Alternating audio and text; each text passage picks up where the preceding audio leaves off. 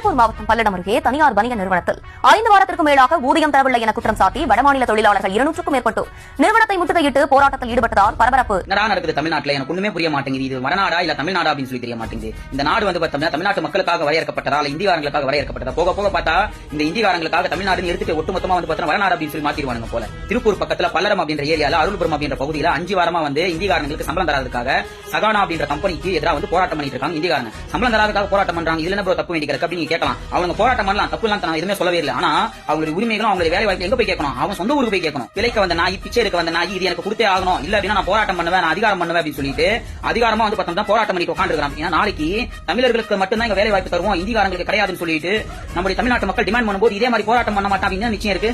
5 வாரம் இந்திகாரங்களுக்கு சம்பளம் தராததுக்காக ரோட்ல இறங்கி போராடிட்டு இருக்காங்க. கிட்டத்தட்ட 13 நாள் நம்முடைய தூய்மை பணியாளர்கள் வந்து ஐயோ எங்களுடைய வேலை வாய்ப்புகளை பர்மனன்ட் பண்ணி கொடுங்க அப்படின்னு சொல்லிட்டு கிட்டத்தட்ட 13 நாளா வந்து பார்த்தோம்னா அந்த மக்கள் வந்து கதறிட்டு இருந்தாங்க. இது வரைக்கும் அந்த தமிழக அரசு வந்து அல்லது திராவிட அரசு வந்து இது வரைக்கும் ஒரு துளியால கூட அந்த மக்கள் மேல கரிசனை வந்து காமிக்கல. ஆனா இந்த இந்திகாரங்க ஒரே ஒரு நாள் தான் போராட்டம் பண்ணாங்க, மறுநாள் வந்து இந்தியாரங்களுக்கு சம்பளத்தை கொடுத்து போட்டாங்க. அந்த அளவுக்கு இந்தியாரங்கள் நேசிக்கக்கூடிய அந்த கம்பெனி அப்படியே தூக்கிட்டு வடநாட்டில் வச்சு வேண்டியது. எதனால தமிழ்நாட்டுக்குள்ள வரீங்க? ஏன் தமிழ்நாட்டுக்குள்ள வரீங்க?